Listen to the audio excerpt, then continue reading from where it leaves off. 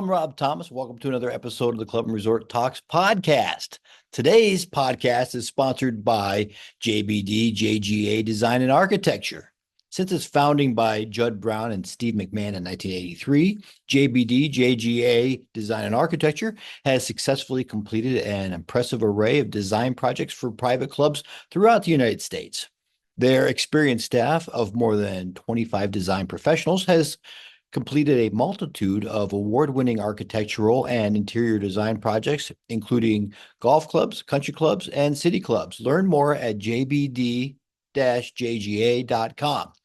With that taken care of, let's get to the news and let's do it really quick.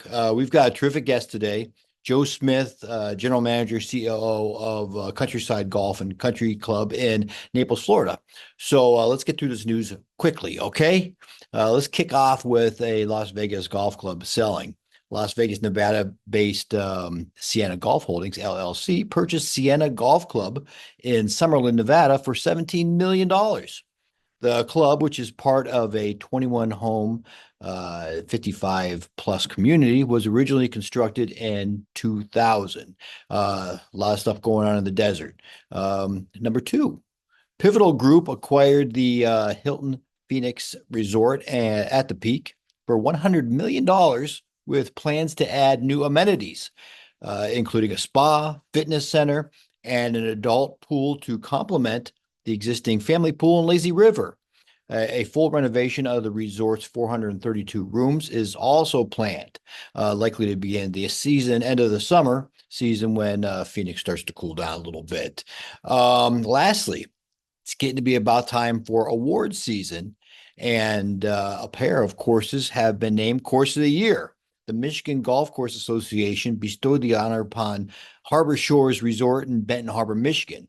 The award honors a member course that meets 4 criteria: unique characteristics of the course, exceptional quality of ownership and management, outstanding contribution to its community, and a significant contribution to the game. I was there at the end of 2020 for a feature story, and let me tell you, Harbor Shores is a spectacular golf course, Nicholas design, and they've done a heck of a lot there for the community. Also, Myrtle Beach, golf capital of the United States, right? Golf capital of the world, perhaps. And Polly's Plantation Golf and Country Club in Pawleys Island, South Carolina, succeeds River's Edge as the Myrtle Beach Area Golf Course Owners Association 2024 Course of the Year. Founders Group International contracted with Nicholas Design Group and its design associate, Troy Vincent, to lead a 2023 renovation and modernization of that facility. Terrific. Read about all these stories and so much more at clubandresortbusiness.com. But without further ado, let's get right to Joe Smith, talk about everything that's going on at Countryside. Hello, welcome back to the Club and Resort Talks podcast. I'm joined by Joe Smith, General Manager and COO of Countryside Golf and Country Club. Joe, welcome to the show. Hey, thanks for having me. Good to be on. It's great to have you. Quick question. Could you please give us a 10,000-foot view of Countryside? Just the basics. 10,000 feet. Master plan community in 1987, 1,133 homes. 850 of those homes are bundled with a golf membership. The balance have a social membership. So all 1,100 are members of the club. We're in the heart of Naples. We're 7 miles from downtown, 7 miles from the beach, and close to shopping. And really the community itself is been just super stable. And over the last 10 years have really doubled down on reinvesting into the club and the facilities and the amenities. In my time here, I've been here 6 years. We've done a $5.5 million golf course renovation. We did a $1 million renovation to golf course maintenance facilities, and we've embarked on Countryside 2.0, which is our $14 million clubhouse renovation. Wow, that's going to be huge. Countryside 2.0 is what I want to talk about specifically. But let's backtrack just a second. What did you do to the golf course? Full renovation. We contracted with Kip Schultes from the East Coast, and did not a redesign, but we took the golf course down to the dirt. Regrassed everything, new irrigation, new drainage, new shaping, replaced a lot of the aesthetic features. We had a lot of wooden bulkhead along our lakes. Went with a lot of cap rock to give that kind of natural aesthetic look. So it was a big project. It was every bit of 8 or 9 months. We sprayed the golf course in February of 18, and we reopened. We closed in April and reopened the following December. So great project. Wow, huge project. What are the members saying? Oh, they loved it. And it was overdue. Yeah. Golf course was they had a few, greens rebuilds, some drainage repairs over the years, but it was time for a full renovation for sure. All right, so let's fast forward to 2024, Countryside 2.0. Yes. Uh, Basically, how did member feedback influence the plans, and what's going on? So I joined Countryside in 2018, and this project, the clubhouse project, has been on their strategic plan uh, ever since I was here, and I think went on to the plan probably 5 years before my arrival. So it's been kind of in the foresight for quite some time, and we've been blessed with some very strategic, forward-thinking boards, as well as the senior management here to kind of keep those plans at the forefront of everything. Um, we put together a member committee called the Master Plan Phase 2 Committee, and that committee was tasked with really going out to the community, polling the members, understanding what the market is calling for, what our competition is looking at, what our members and future members wanting. And then that group, along with myself, we found and contracted with an architect to help us take all that information and get it into I like to call it the cartoon phase. Like, here's the conceptuals, here's what could be. So that was like a year process, year and a half. That ultimately rolled into some more specific funding initiatives and budget initiatives. We did borrow money, so we needed a member vote to borrow the funds, some of the funds. But we were in a good shape. We only ended up borrowing about a little over $6 million. We raised a little over 4 million in member capital, and then we had a healthy reserve and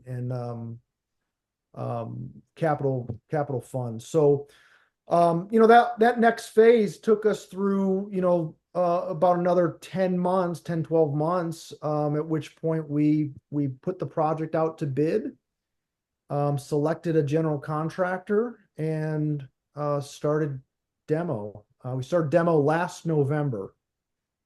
Well, and you guys have been doing a fantastic job. I see it basically on LinkedIn. A lot of Yeah, videos showing yeah. what's going on, the progress. Are you also keeping your members up to date on the progress with videos? So, so everything I share on LinkedIn, we also send to the members. So over the last 6 years, really in my time, we have doubled down on video communication. Not only with all of our project updates, but also just regular club occurrences. And I've just found that our members today are more inclined to watch than read. And they've really had fun with the regular video updates, whether it's just club updates, operational things, or updates that are more specific to these big projects. They really are, especially our members who aren't here, they're back north. They are loving the fact that every week they get a video on the same day, same time, and they treat it like it's a TV show, like it's their weekly TV show they watch. So, yes, to answer your question, we're doing the same thing. So before we got on here, you and I talked briefly about talk about video and about YouTube Yep. about your one bite stuff with the member. You bring a member in, maybe you have somebody from the culinary team yourself.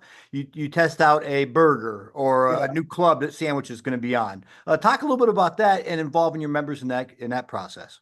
So the purpose of that, or the way that started, was we've been operating in temporary facilities for the last year during this renovation. So we've got a 28-foot kitchen trailer, small dining room, and one of the expectations we set going into this operation with our members was, listen, we're not going to have a 20, 30 item menu. We've got to be efficient. But what we did commit to was we will change the menu every single month. So for the last year, we've rolled out a brand new menu every single month. There's about 10 or 12 items. Sometimes that expands in the seasonal months to, maybe 13 or 15, but it changes every month. And somewhere in this time frame, everyone's seen Dave Portnoy and his pizza reviews, and we said, we're changing these menus so often. Wouldn't it be fun to kind of try and create some excitement around new items? And that's what sparked it. It started out just Scott and myself. Scott's my clubhouse manager, just having fun with it. And then I had members like reach out and say, hey, can we do a one bite? Can we come on camera? So we're actually scheduling them in now when they ask. And, our members who watch the videos love seeing their neighbors on camera. They love it. So it's been fun. I love watching it too, and you got to make sure they don't give you an 8 or a 9. These rookie scores, right? You got to do the decimal point. And Right. Yes. the most recent one I watched, I think somebody went with like an 8.25 or something, got really specific. So Yeah. Yeah. good on them. Yeah. Speaking of dining, the expanded dining options, including the Lakeview Lounge, outdoor cafe, and everything, when everything's come, stuff like that, as far as the member experience, kind of expanding everything. Yeah. Yeah. So the clubhouse, when it's done, we had virtually no outdoor seating previously. And down here in South Florida, obviously that is a main driver, a main desire for existing members, but also this new demographic that's coming into these communities. So that was a key element that our members identified.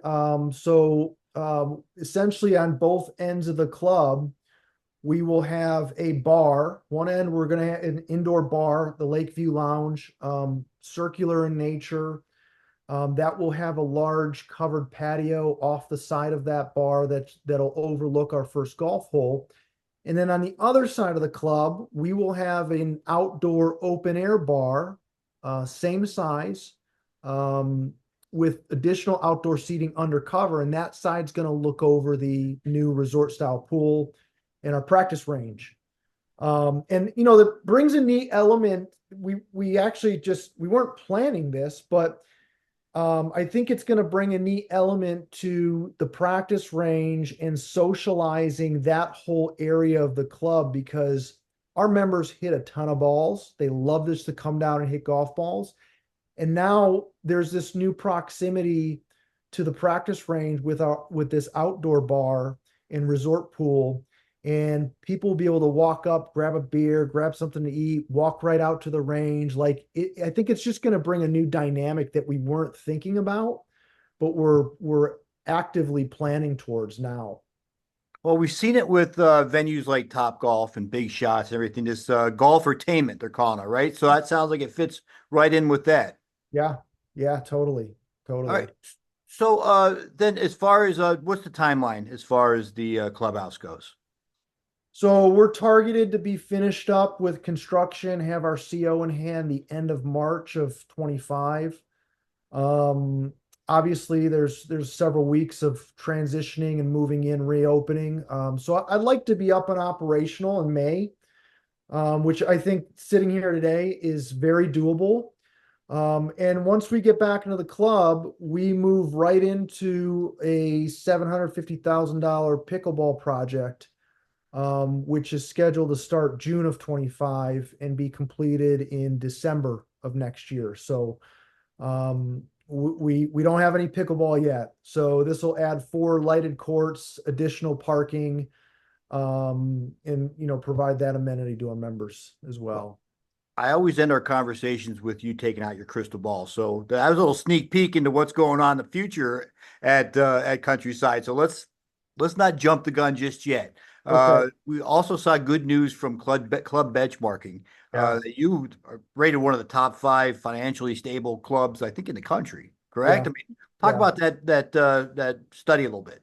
Oh, first of all, it was incredible. We knew we were in good financial strength. I don't think we knew we were going to end up at that slot in their database. But again, we've had a strong CFO here for Jeff Jacob has been here for almost 20 years. Prior to his arrival, club probably wasn't in his great financial strength, but with his financial acumen, and the boards taking his advice and letting him really plan for the future, working strategically with us, we've been able to really set this club up financially, to have a strong rate of growth and be very secure financially with reserves and how we're funded. And I expect that to continue because our strategic plan doesn't end when this clubhouse is finished. So we work on a 10-year plan, and it's rolling continually. And that plan sits on my desk where, the joke in the industry is you write a strategic plan and it goes on a bookshelf somewhere. It's sitting on my desk right here. It's something that we are referring to regularly, and we keep it the foresight. And that growth rate, we've been averaging 8.5% compound annual growth rate the last 7 years or so, and that's what makes it for us. Okay, that sounds like more crystal ball stuff. So let's not get ahead of ourselves, Joe.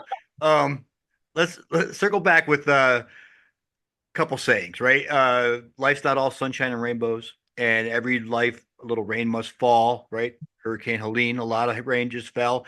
What are some of the challenges that you've faced with this 2.0, and how have you then overcome those challenges to date? So, going into a project like this, especially after COVID, there was the concern on labor. There's been a concern on material shortage. I think some of it, I think, is just timing and sheer luck. We've been able to dodge a lot of that. My previous career was with a developer. I spent 17 years with WCI Community on the development end. So I had a lot of relationships with GCs, and other contractors that we were able to leverage. So we ended up with a really great contractor. And the labor piece, to be honest with you, I've been a general manager for 15 years, been in the industry, over 20. I don't remember a time where labor ever wasn't a concern, down here. So it's one of those things, and rather than worrying about it, I've just tried to, and my team here has just tried to say, how can we get ahead of it? How can we stay attractive in the labor market? How can we make this a great place to be a great place to work?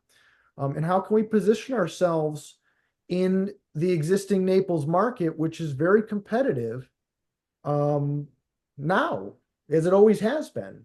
And I think for us, one of my biggest concerns going forward is just that, staying competitive when you have so many new developments.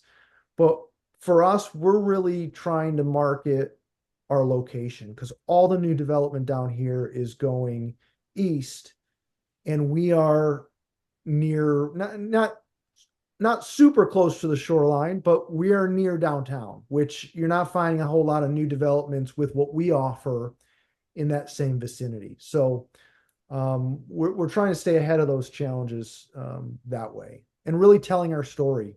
That's the biggest thing. Probably my biggest takeaway from my time on the developer side was telling and selling the lifestyle instead of just the sticks and bricks. You know, the feelings, the emotions, you know, the relationships that are built here. That's really what sells the community. Sure. You'd mentioned lifestyle, and it's so much more these days than just fitness, right? It's well-being, Yeah. a holistic approach and beyond. What are you doing for not only your existing members, but members that you're recruiting, people that want to come in on the well-being side, the overall wellness? So one of our biggest projects that they finished up right before I joined the community is they did a $6 million wellness center and tennis complex. So that was really the kickstart to this massive capital infusion over the last 7, 8 years. So you know, that was sticks and bricks and you know much needed. But from the kind of overall big picture well-being, we use that project to really initiate being a Blue Zones certified community and a Blue Zones certified workplace. So we try and really gear a lot of our, you know, programming, menu items, just various types of events around those Blue Zone themes, Blue Zones initiatives that kind of support the overall well-being of, you know, just living an active lifestyle overall, eating healthy overall, you know, having relationships and focusing on mental health overall.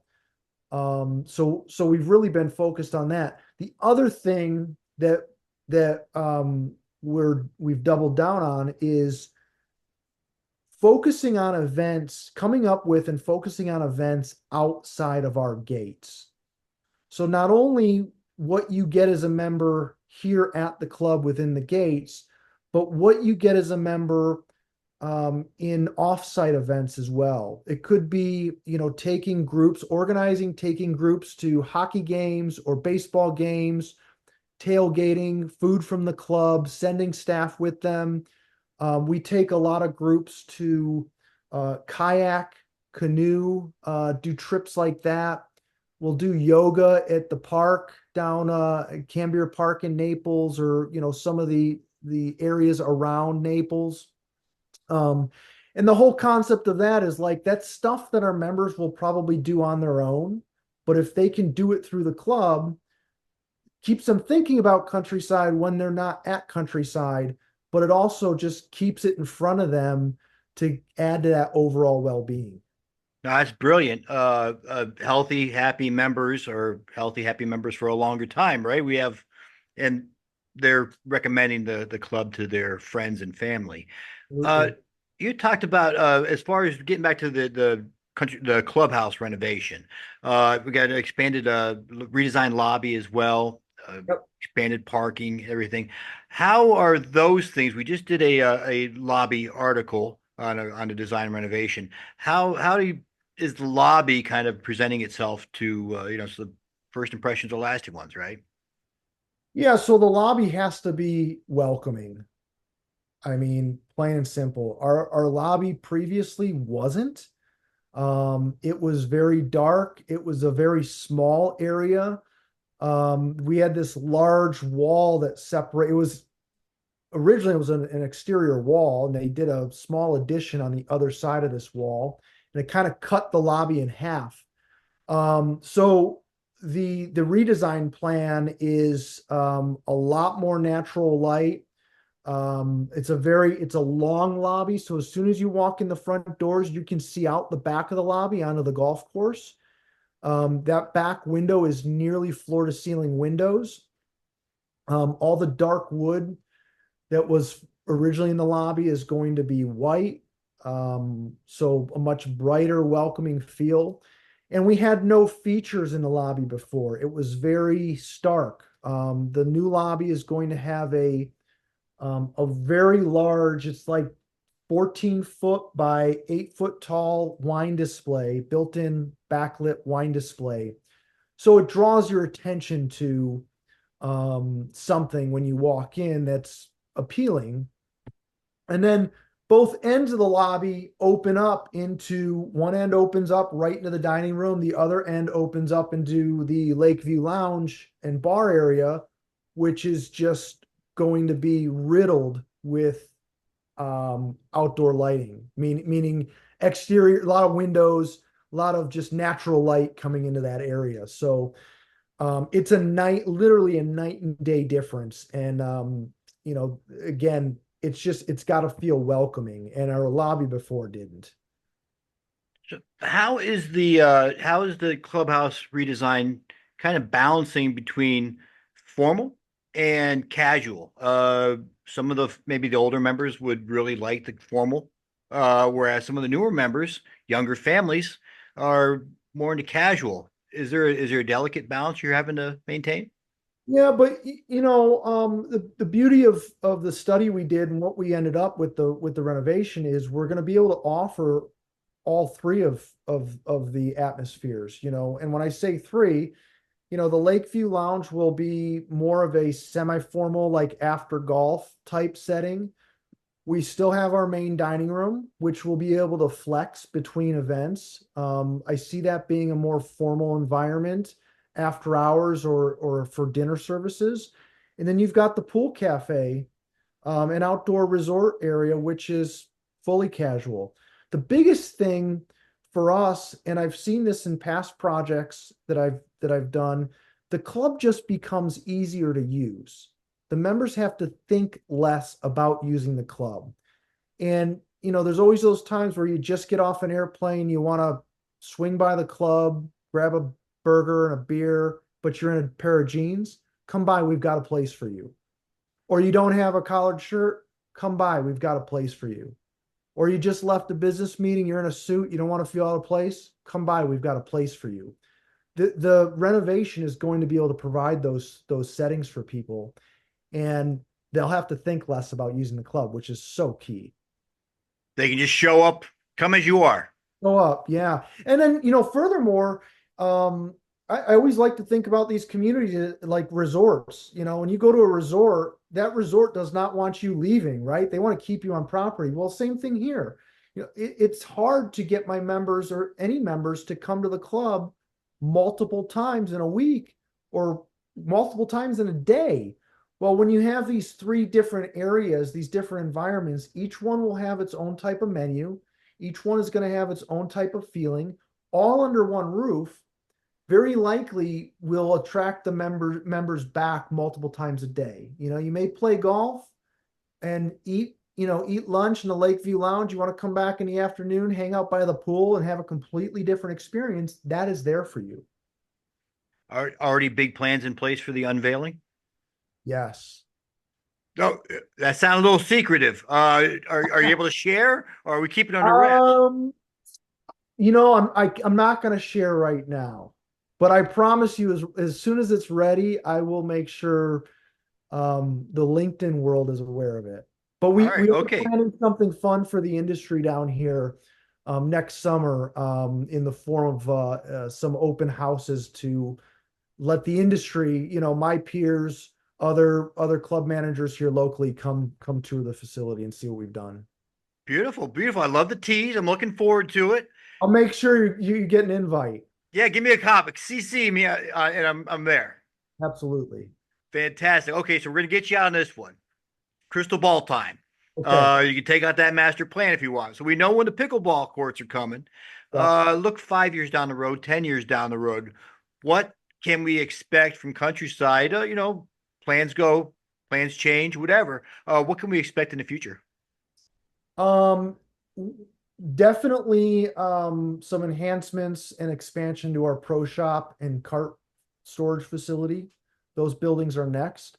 And then we do have an area of land that is kind of directly in front of our wellness center, which allows for an expansion of the wellness center there. All right, terrific. So we'll be expecting LinkedIn updates, perhaps a news release down the road, and looking forward to everything that's going on. Joe Smith, thank you very much for your help. Thanks, Rob. Appreciate everything you do for the industry.